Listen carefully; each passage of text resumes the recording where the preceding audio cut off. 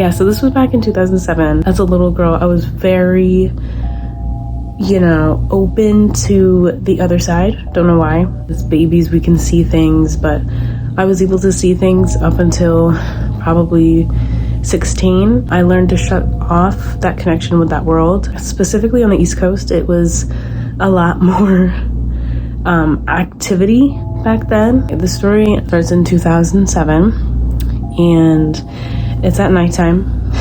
Of course, everything weird happens at nighttime. Specifically, I don't remember like the time frame. Everyone in my family was asleep, because it's nighttime, so I don't know what time it was, because I didn't have a phone because I was a child.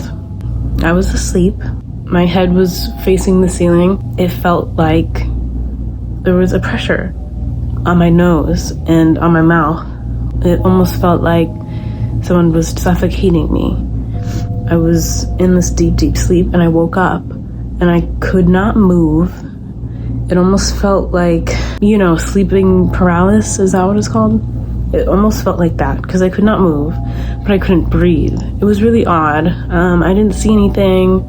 It was just, nighttime darkness, but I could not breathe out of my nose and my mouth, and it felt like someone just, was doing that.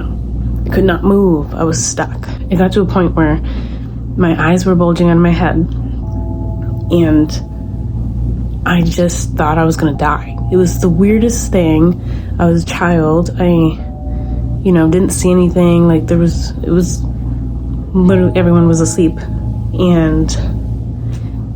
but I felt someone. That could have been sleep paralysis.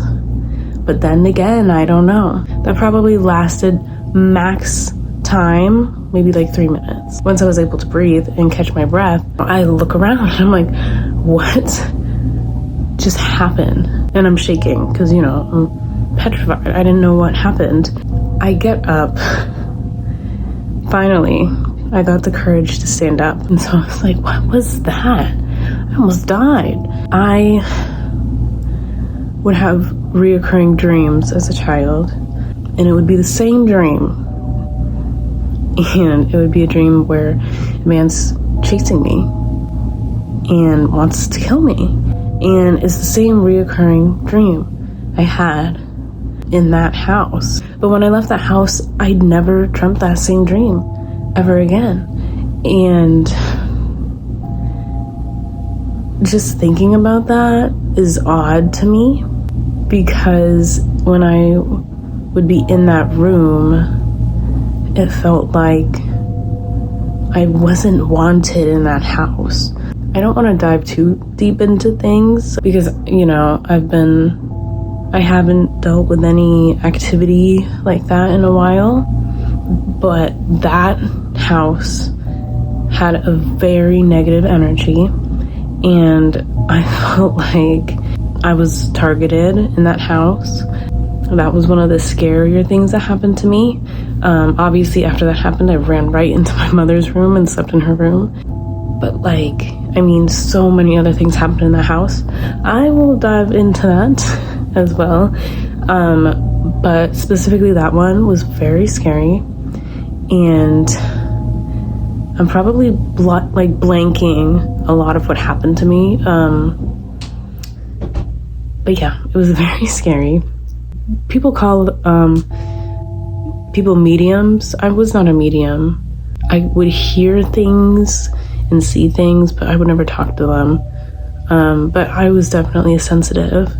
I was too scared to do anything, so I kind of shut that world off, luckily. But yeah, it was weird. And that wasn't the first thing that happened. That wasn't the first activity in that house, but that house that we were in, it was negative energy and it was very scary. Comment, subscribe, and let me know if you like these kind of videos. I know they're kind of out there and not my typical vibe, but let me know. And if I still sound weird, it's because I'm coming down with a cold. So hopefully I feel better soon, hopefully. Remember, my song comes out September 1st from my first Halloween EP. Let me know if you want me to go more into detail, but I don't want to. So it's just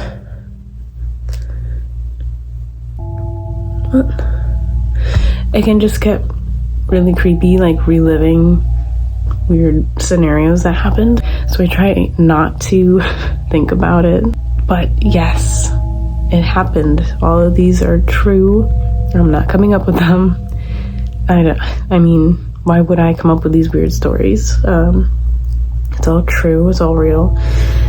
So, with that being said, have a spooky season, an amazing spooky season, and see you in the next video. Bye!